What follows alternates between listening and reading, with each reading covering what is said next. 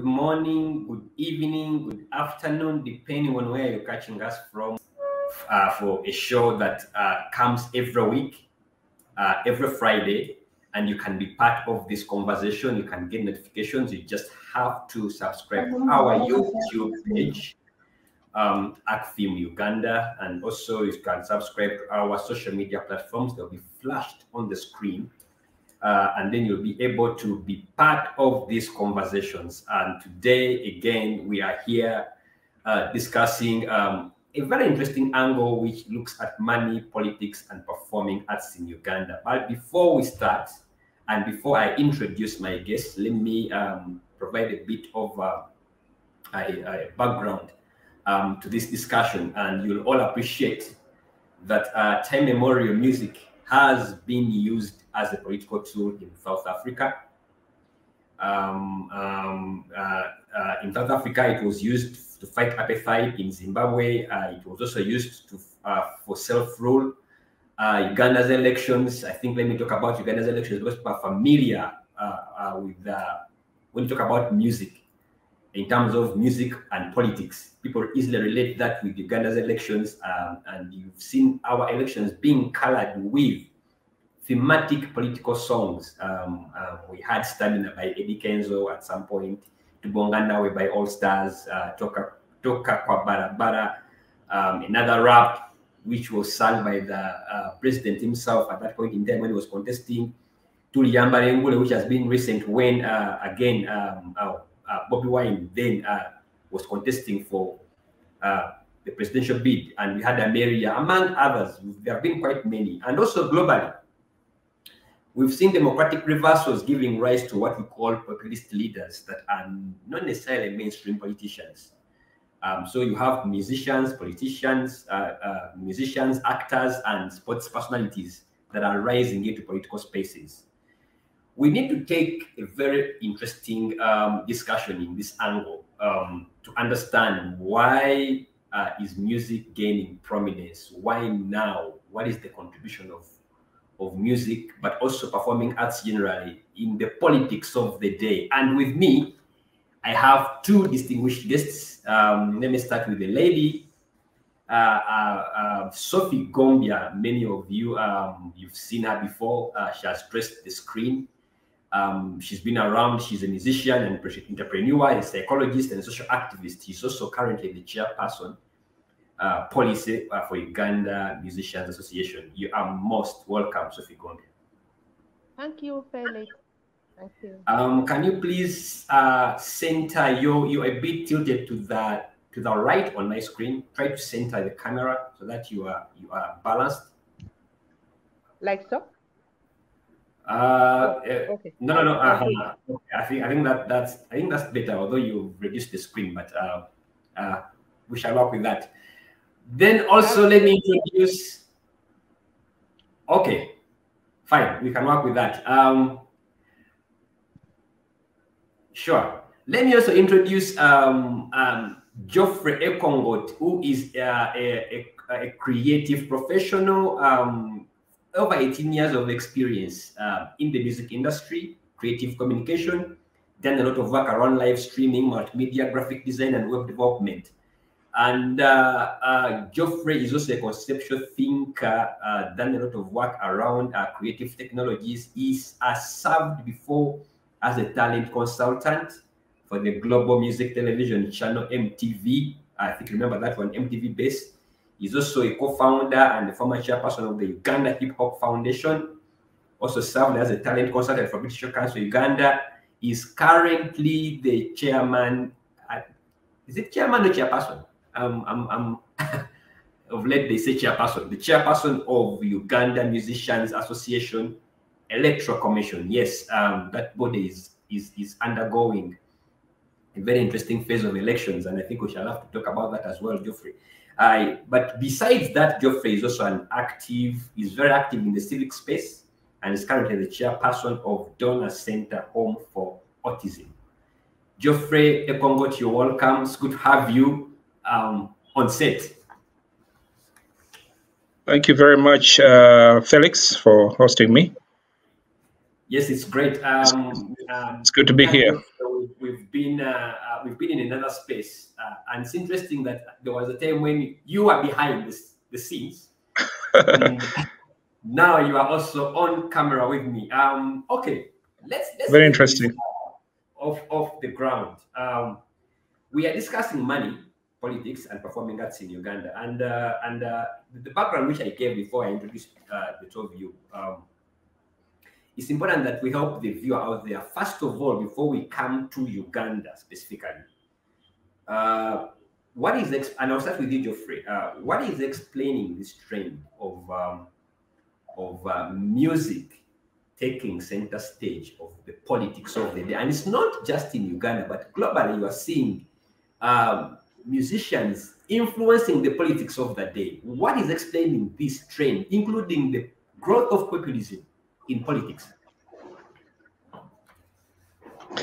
Thank you very much, Felix. I think there are several factors that are contributing to those major changes. We are at an interesting point in the history of Uganda, and musicians have been caught in the mix. Musicians traditionally are not interested in politics, except when things are not going right, or when they feel like their livelihood or their careers are at stake, and they feel the need to play a role. I think there's a lot that has been going on lately in the politics of Uganda, and some of these things have spilled over to the music industry. For years, musicians have lobbied for their interests so that government can take care of their interests, but it appears that their interests haven't been attended to the way they ought to have been. And in the same space, they have also been touched by the general issues, the economic situation that is around, and the political situation around the country, and they felt the need to step in and play a role. So I guess circumstances are shaping the situation at the moment, and the rise of musicians into politics.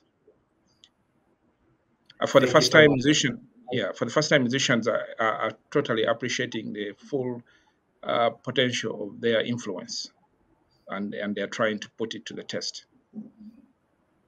Okay, thank you so much. Let me bring in here Sophie Gambia. Sophie, you're a musician, and apparently you are very actively participating in the politics of the day. You are already, I think, if I'm not mistaken, you are contesting as well in the current ongoing elections that are taking place for the association. So, and this, I think this is very timely to ask you this question, because you've had Geoffrey trying to lay a justification why now, why are musicians joining the political arena, and let me throw this to now the politician herself, the king herself. Why all of a sudden are we seeing this dash rush for politics by musicians? Sophie Gambia. Sophie, are you there? First of all, I'm not contesting for presidency. Oh, you're not contesting? Yeah, okay, yeah. my apologies. You hear me?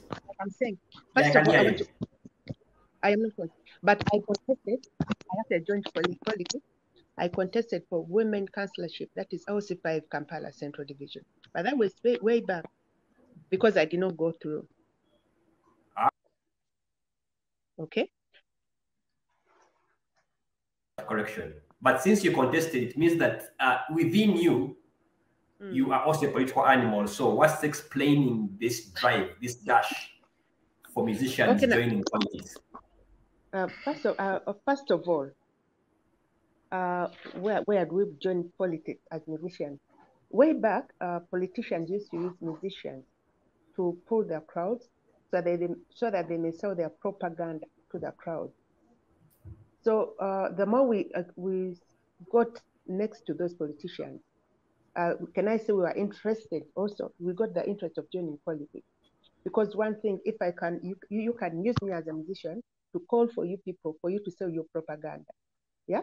So that way I thought maybe I can also go on. We are selling ourselves as well. The question is, why now? I'm going to join this phrase, I'm connecting it to the money issue. One, it is a money generating platform. If I contest, we're looking at people like we have. Am I on? As if I'm getting lost? Yes, you're on. I can hear you. I can see and hear you. Sophie, maybe. Proceed, Sophie, I can hear you. Okay, now, this is how primarily money is the key driver to whatever we do. Though as civilized people, we had to set boundaries and limits, but in this case, we lost it to politics.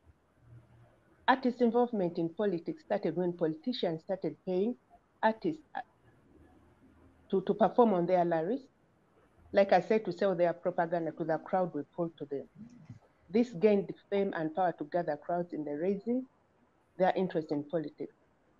Now, because of the big sums of money that we were paid as musicians, I'm going to say it was a bad habit to leave alone the creativity. We are focusing too much on politics instead of being creative as artists. Okay. That's quite interesting. You presented a very it's a plausible angle.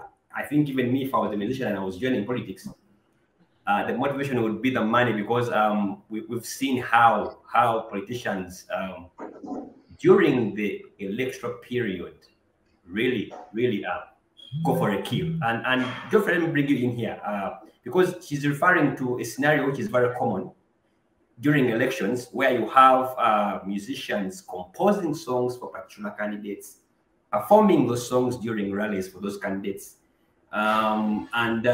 According to Sophie, it's business. But in there, are there those who also have personal convictions, or it's purely business? That's an interesting question. I think to answer that, we need to appreciate what politics is about. Politics, if you take 2 steps back, is really about sharing national resources. And every time musicians get closer to politicians, all they hear is plans and ideas on how these politicians are going to influence the sharing of these national resources to their constituencies. However, if you've noticed or paid attention to the politics of Uganda, that rarely happens. So when we talk about music and business, or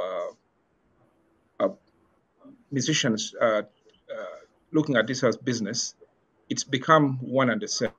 They realize that the politicians come and make promises on how they will equitably share these national resources so that everybody benefits, including themselves.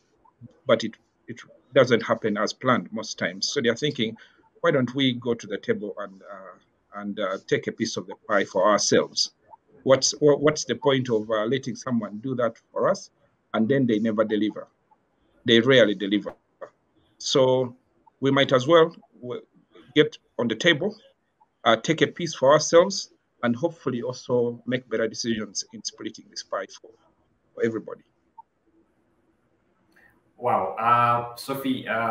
Okay, now in the event that let's say it's business, yes, but also you are now entering into a territory of politics. Remember, as a musician, you have a fan base, and this is where now I come to you, because I've always wondered when sometimes musicians, because if you are composing songs for a certain candidate and sometimes performing on their rallies, it's difficult for people not to look at you as a fan or a supporter of that candidate.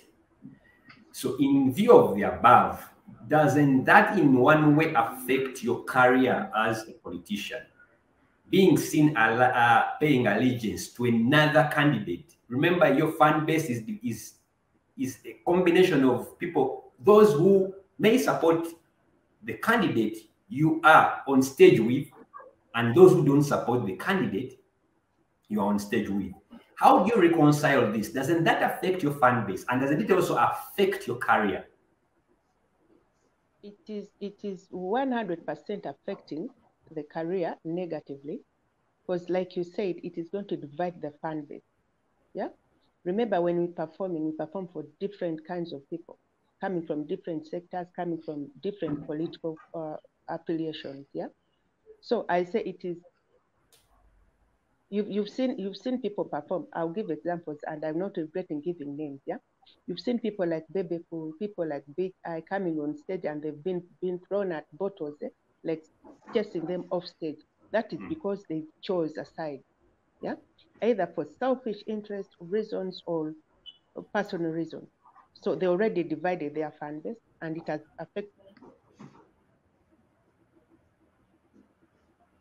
Did I lose Sophie?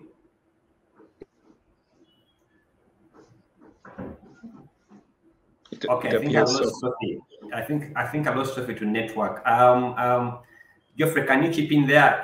I know you have a lot of experience when it comes to this industry. Does this affect the career of the musician? Does it affect the fan base? And also, how does it affect the industry itself? Most definitely, music is supposed to be one of those things that is pretty much non-partisan because everybody listens to music, and the fans many times feel hurt when their favorite musicians, take sides with us, political leanings that they do not agree with or they do not support, and it is causing a bad precedent in the music industry and splitting fans, and some artists are actually losing fans. An example you've given of a Big Eye being kicked out of certain events. Obviously, some of these people kicking them out are disappointed fans who love their music, but they don't agree with these political inclinations that they are advocating for. However, you will need to appreciate that. Why is this happening? Musicians work very hard to make their music, and they invest a lot of money and time to make this work, and they hope to earn a living from this. But constantly, this doesn't seem to work. Performing for politicians has become an alternative source of income, and most especially if you align with a political interest that is powerful enough to give you a reasonable amount of money.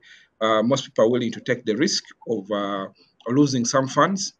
After all, to them, funds are really about, they're like customers. To a musician, fans are customers. And if you can lose some customers in exchange for a big customer who can cover that gap, it sort of makes logical sense for such musicians. I mean, take a look at Bebe Cool's career.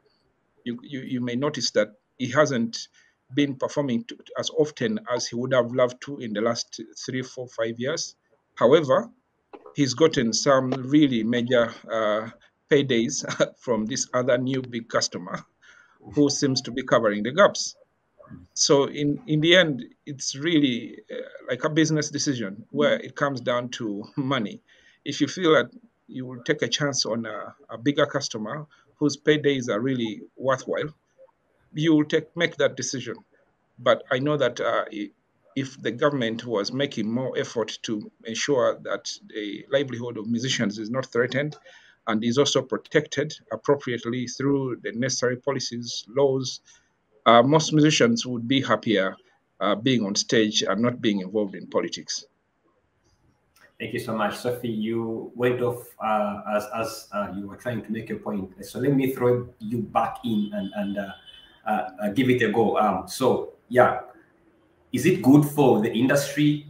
Is it good for the career? Is it good sorry about for that. I the had fans? to change my position. Now, like I was saying, after Jeff brought it that. Yeah, proceed. like I was saying, it is really bad, and it is I call it a selfish point of view, calling it from a selfish point of view. Now, I was giving examples of Bebe Cool, Big Eye, and other NRM. We call them NRM musicians. They've been denied chance of performing. Like their fans are throwing bottles. You've seen them being beaten bottles on stage. Yeah. Where is it leaving their career now?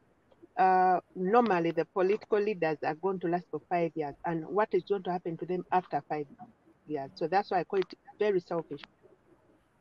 But isn't it a right to belong and to a particular political group or support a certain political group? Is there anything wrong they are doing? Because before being musicians, they are individuals with rights. So what is wrong by supporting a certain candidate? Does that mean that they are violated? Is there some kind of like a pact between the fan base and the musicians that they are not supposed to be seen supporting a certain politician? Someone help me understand here. What is their crime? Yes, it is their right to support a particular party. But then where are they leaving their funds to? The way we've been groomed, like we the musicians and the audience, the way we've been groomed, we have been taken to a point where we have to be aggressive. We have to be, what's that word? Yeah. Like you overlap someone and you cross boundaries. Yeah. You overlap someone and you're ready to fight for him, to lose your life for him. That is what is happening now. Yeah? That is what is happening now. So I say, yes, it is their right, but to an extent, they are selfish, not thinking of the industry, where it is not taking the industry. When we look at the young generation, people like a lot of the young generation look up to them in this industry. A lot of young boys and girls would like to be like Bebe Cool.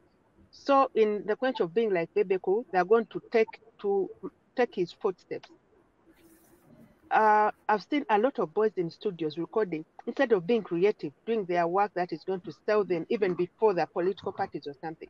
They're all looking at producing songs to promote the parties or something. But after the elections, trust me, there's nothing like politics that is going to be moving ahead. So it is putting the industry down. It is their right to support, but to an extent, let them not cross the boundaries. Let them not cross the limits. Okay, thank you so much, Geoffrey. I think you had Sophie, but still, I'll also throw this to you. When does one draw the line between being a musician and also being a voter and a political animal and a fan? Aren't we being too harsh on these musicians?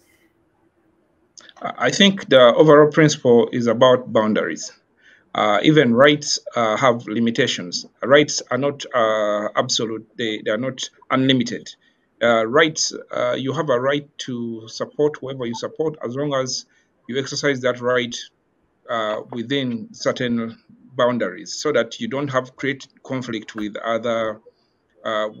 others. That may include conflict with your fans, that may include conflict with anybody else.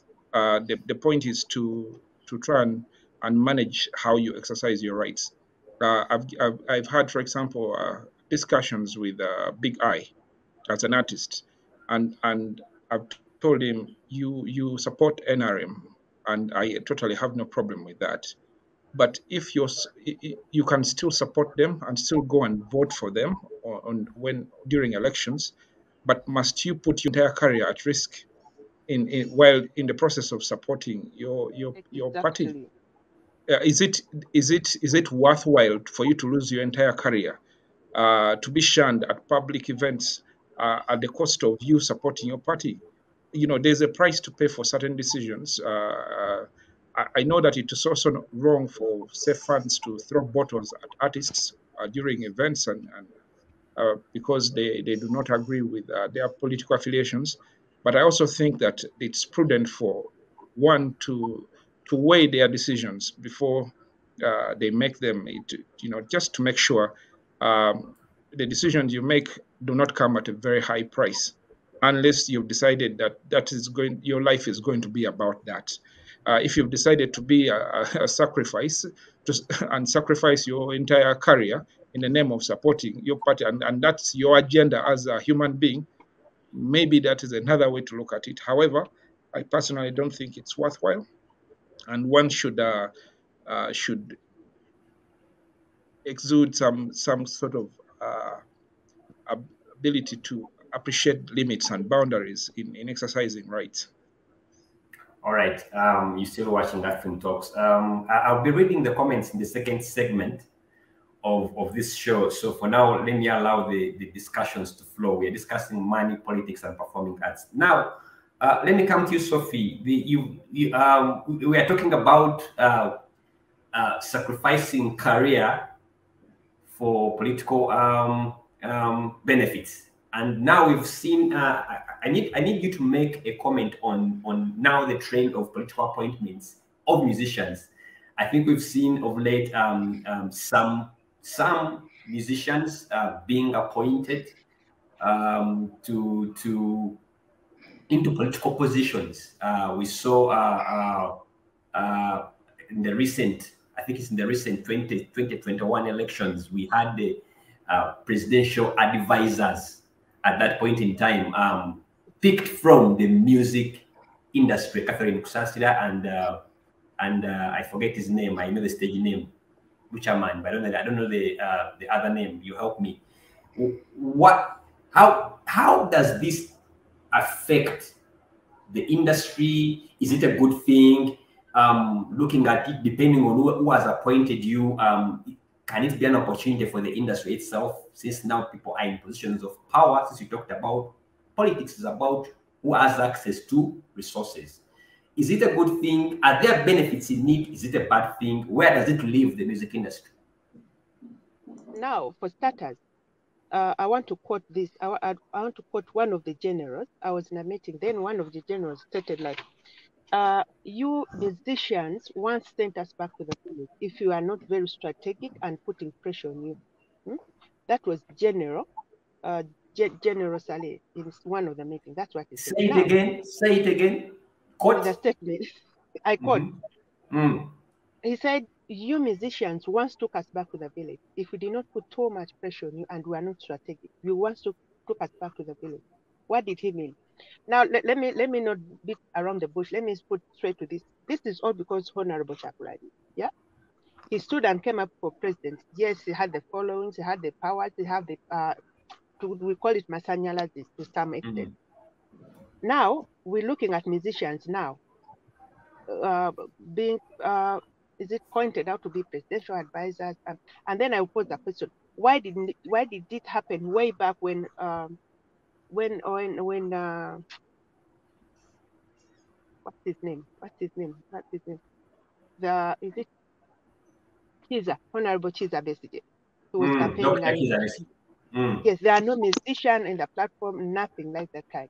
So this comes after Honorable Chakulani. He's a musician now. Now we are looking at all these people becoming Judas of the industry. We call it Kwetega. You go up there with a statement, tell him, I know how I can bring him down. I know how I can put him off. I know how. Then you become, they pull you closer to them. Yeah. This brings in the Gulu saga. Every musician that went to Gulu was about, we are taking ideas on how to put down the Honorable Chakulani and staff. So I'm saying this because we are having musicians cropping up to be big politicians. Yeah. So that is why we get musicians to find a way of putting fellow musicians down. I'll submit that. All right. Geoffrey, this behavior of the state, I'm using the word state carefully here, but intentionally, of the state, because when you say the state, now who is the state, it's difficult to draw a line between NRM, the party that is in power, and the state. So this behavior of the state, looking at the political appointments of musicians, is it a response to the Kyagulanyi bubble that swept the politics of Uganda? or there's something deeper than that that we don't see? I think the state, maybe let's be more specific. The party in power has finally acknowledged and recognized the influence that musicians wield, and they know that that influence is a double-edged sword that can be used for purely entertainment purposes, but can also be used for other purposes, including political influence. And having recognized that power, they now realize that it must be controlled, and they need to take strategic decisions to control that influence. And the biggest symbol of that influence is the rise of Bobby Wine, obviously. And the rise of Bobby Wine has put a proper seal on that influence, and they know that there is potential for more Bobby Wines if they do not do something about it. And the strategies in place, including appointments of political advisors, for example, the Catherine Kusasiras and Butchermans of this world, is just some kind of entry-level strategy to see whether it could help tame. They are using it two ways: one, to tap into that influence to see if it can be used as a counterforce, or and also to show that they supposedly care and are trying to bring musicians to the table. The reality is that I think they are dealing more with the effects, not the cause. The cause is much deeper than Bobby Wine. The cause is that the ground is no longer level. It's no longer level for not just the music industry, but it's the music industry that has power that they can put to use, because they speak to the people directly, and they engage the majority of the country directly through their music, and they are taking the opportunity to their advantage. And we hope that the government can take a deeper insight and realize that it makes more sense to understand the cause, and the cause is the imbalance mostly in the economic benefits, opportunities that the country has to offer to the government, that has to offer the rest of the country. And musicians are just trying to fight for their space. And I believe people like Bobby Wine, because I knew Bobby Wine long before he stood. I don't think he, in his wildest dreams, he imagined he would have been a candidate for presidency, and let alone wield the level of influence he does right now. But they let these circumstances play out to their conclusion, and here we are. But I think it would be prudent for government now to step back and revisit the deep causes of what has led us here, and do the needful. It only makes more sense if they keep dealing with the effects. The cause will continue to deepen, and the status quo will be maintained. More musicians will enter politics. More musicians will exercise their influence in new ways to create opportunities for themselves. All right, thank you so much. Let's go for a short break, and when we come back, we'll resume our discussion.